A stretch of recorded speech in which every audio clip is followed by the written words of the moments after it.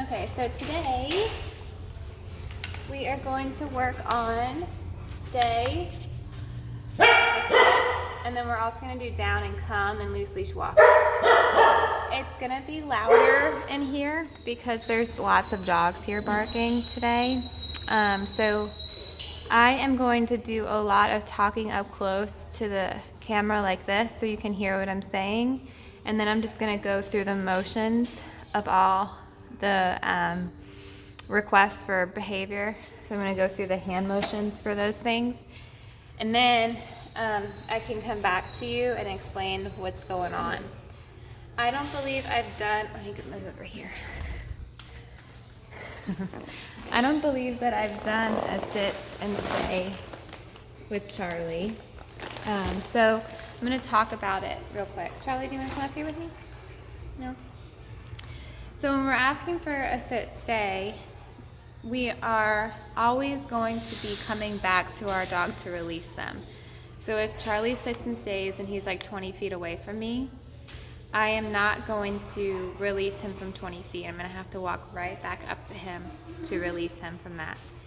And the reason why that we do that is because we don't want dogs to constantly be thinking, when is mom or dad going to come back to release me from this position? I don't want them guessing, because the guessing causes them to get a little bit antsy and amped up. And I'm going to try and take the guesswork out of it by always making sure that I release only when I come back to the dog. Because if I do that, then the dog's never going to be guessing if I'm going to release them. The only time that I release is when the dog is right in front of me. That's the important thing to do with stay. Also, we want to try and master duration, meaning how long can a dog stay, before we add distance or distraction. Now we are working kind of in a distracting environment right now, but it's not as distracting as if there were another dog in this play area or if there were a million toys out. So we try and keep it easy for Charlie first. Come here, Charlie. Come here. You want to come in my lap? Come here. Charlie, come here. There you go. Here. Okay. You ready to work, Charlie? So this is the part where I take the camera and I position it far away, and I'm not going to say anything. I'm just going to give you the hand signal so you can watch my flow.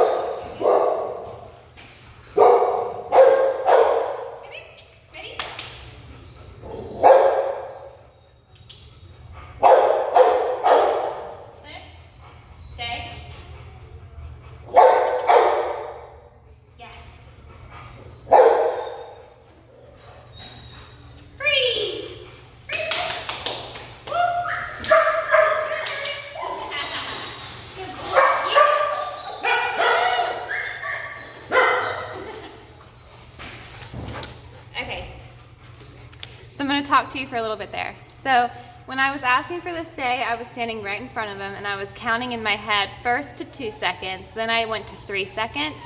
After I counted to 3 seconds and he successfully sat and stayed in that position, I said yes to mark the correct behavior, gave him a treat, and then I released him. And the release word that we give is called free, and we want to say free, and then give a really grand hand gesture like that to release them. Sometimes dogs prefer to stay seated, and that's okay. Because the free means you're free to do whatever you want. So if he were to stay seated, I would just go right back up to him and ask him for stay again. This round, I'm going to see if he can do 3 to 5 second sit stays. We're going to try and work up to 10.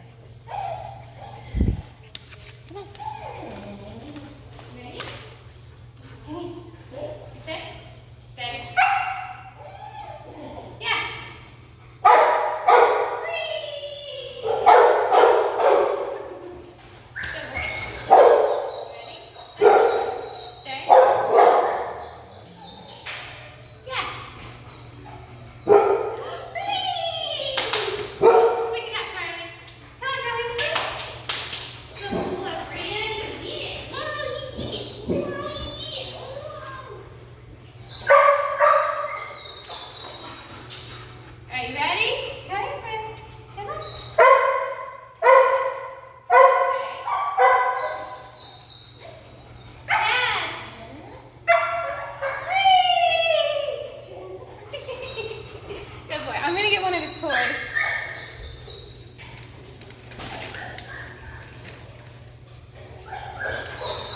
Oh yeah, oh yeah. Ready?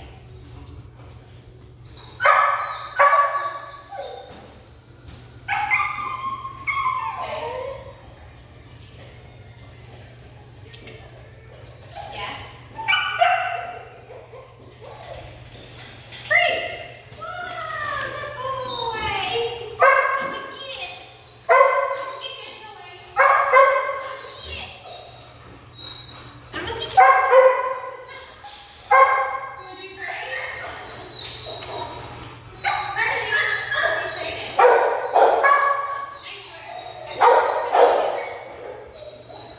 You ready? Can you sit? Stay. Yes. Ready? Free! Woo! Oh, you gotta follow your footsteps. You got it? Nice catch.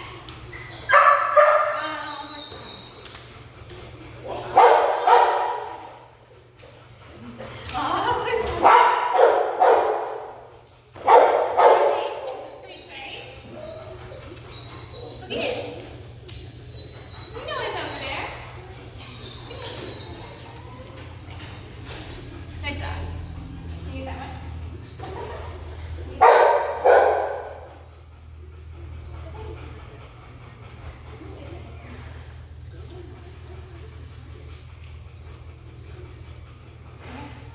Good job. Can you stay?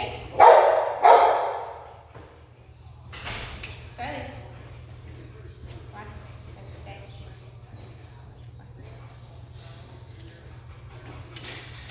Yes. Easy. Free! Free, free, free! Wow! It's Charlie! Whoa! Keep it. Are you forget? Oh, you got it. Oh, you got it.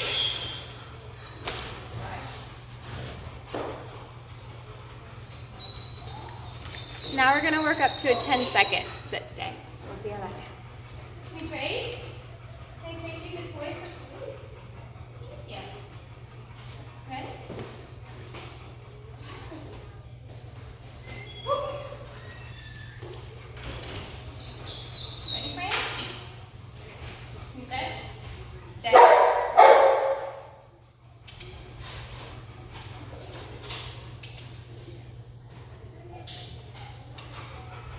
Yes. Good job. And ready for it? Free! Good boy. Nice work. And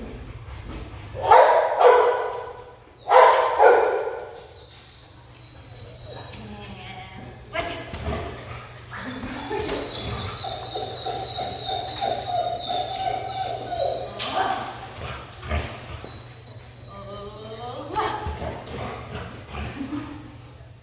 All right, can we trade? Trade. Yeah. Ready? Whoa. Good job. Stay.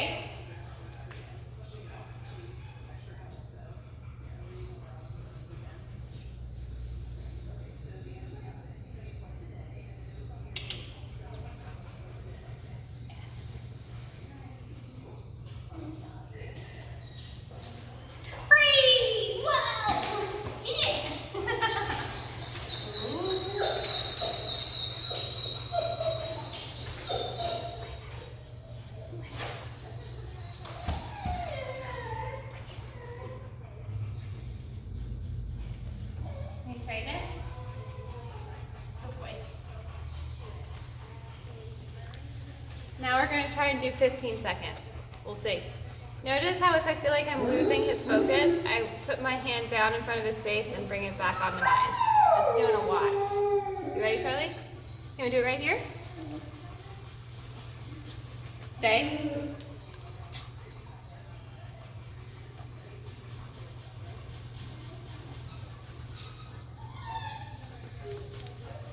Yes, good boy.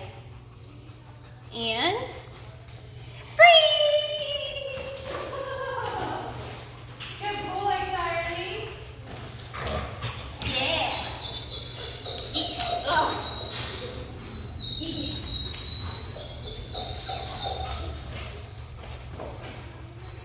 Okay, so when you work on the stay with duration, you gradually build and build and build and build and build more and more and more time when you do it. Make sure that when you ask for the sit stays, that they're never always super, super long. So if you get to the point where you're having him sit and stay for 30 seconds, you're gonna wanna try and ask him to sit and stay for a shorter period of time too, because dogs don't wanna get into the habit of thinking that they're gonna get stuck in a 2-minute sit stay every time you give the hand signal. So make sure that if he's really good with sit stay and does it for a long time, that you mix it up and ask him to also stay for a short amount of time as well. Super important to do that. All right, he did awesome with that. Now we're gonna review some down with him, because I would love to have him start to do some mat settle behavior, and I have to make sure that he's really good with the down first before we move on to any mat settle stuff. So we're gonna work on down now. You ready, Charlie?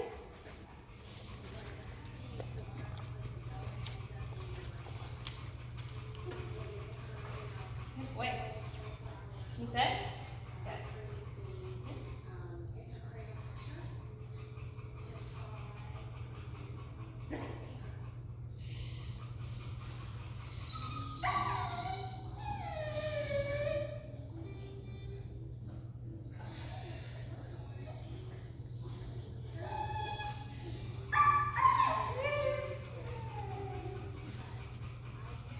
Yes, good boy. Nice work.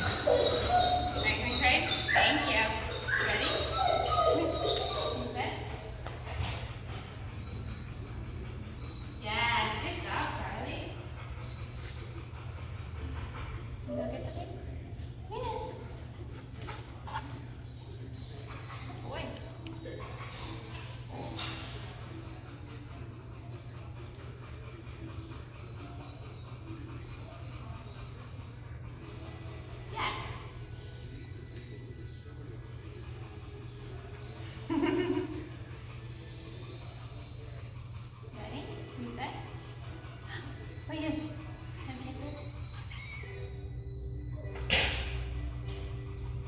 You sit. Sit. You sit. Good. Nice. Yes. Good job, Fran. Let's do another one.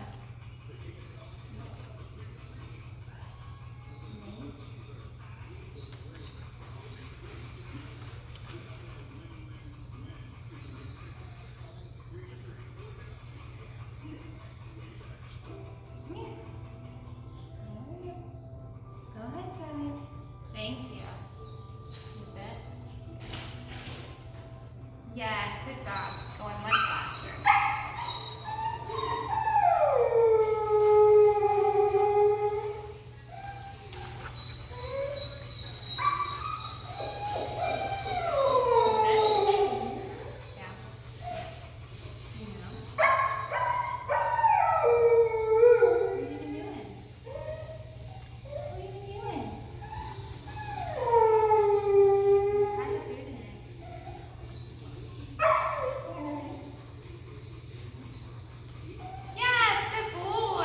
He just did that without any food in his hand. That's awesome.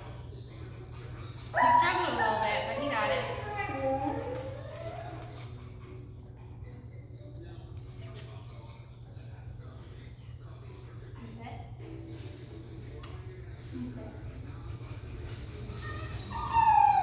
Yes! Good job. No food.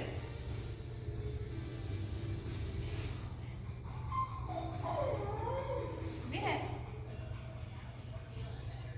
What have you been doing this past couple times?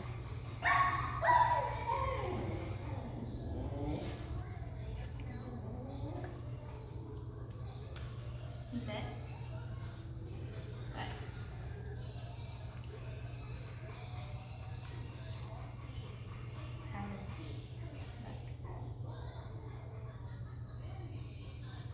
Yes, good job. Nice work.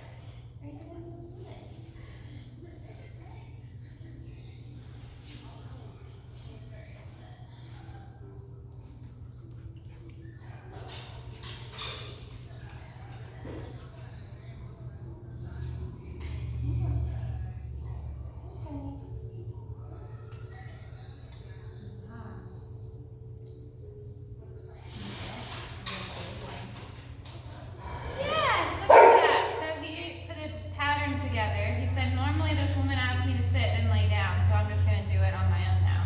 And that's what we want. That's what we want to rely on when we do mat settle stuff. See if he'll do it again. You do. Yes, good job. Even though he's doing it on his own though, we want to make sure that he'll also do it on a hand signal. So I'm going to keep giving the hand signal for him.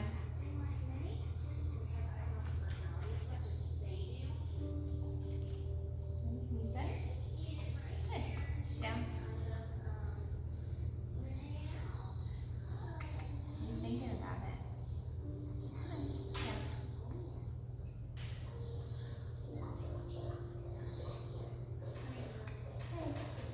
Riley. Down. Yes, good boy.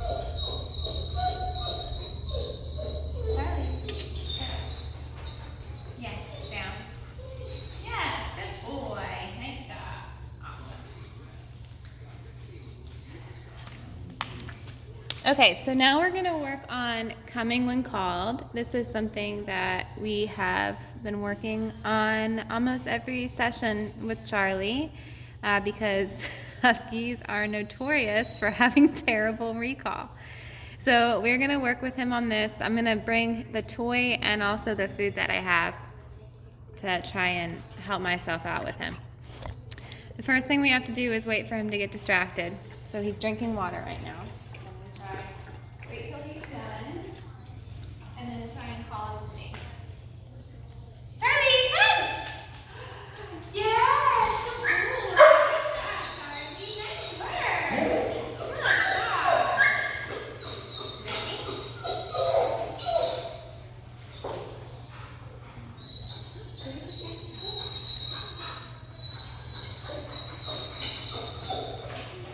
Charlie, come!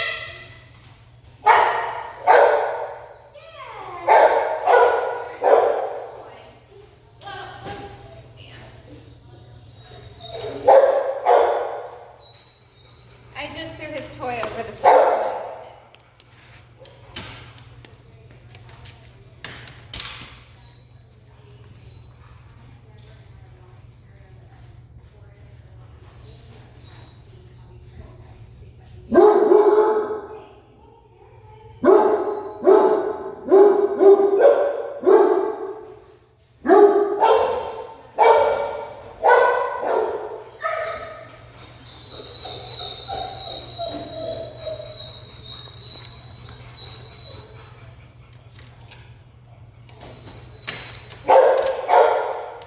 I got it back.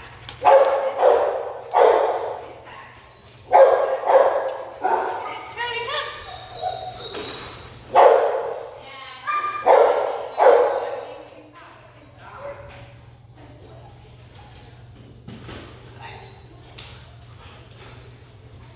Woo! Now we're going to try with just food. Charlie, come!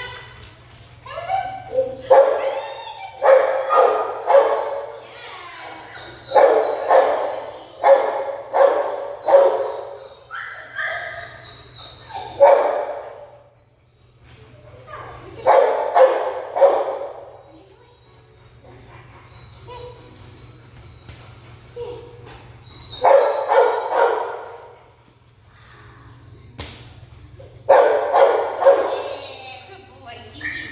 Hola.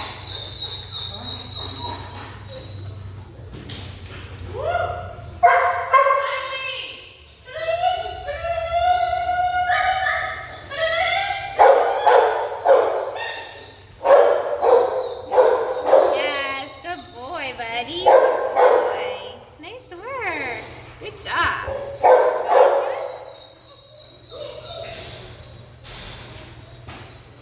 Do one more.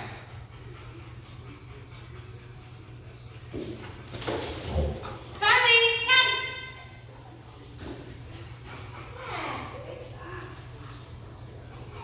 Nice. Hold on.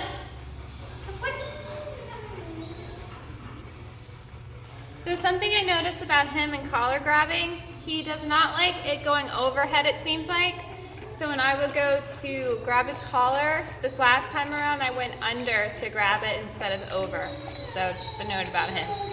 Okay, now we're gonna pause this and I'm gonna put him on my long line and we're gonna go for a walk outside together to practice some loose leash walking. Okay, remember with loose leash walking, he's only able to advance if there's not any tension in the lead. If he turns around to look at you, you can put a treat to your side and reward him for that. I imagine he's not going to want the food though, he's just going to want to advance in his environment more. So we only move forward if there's slack in the lead.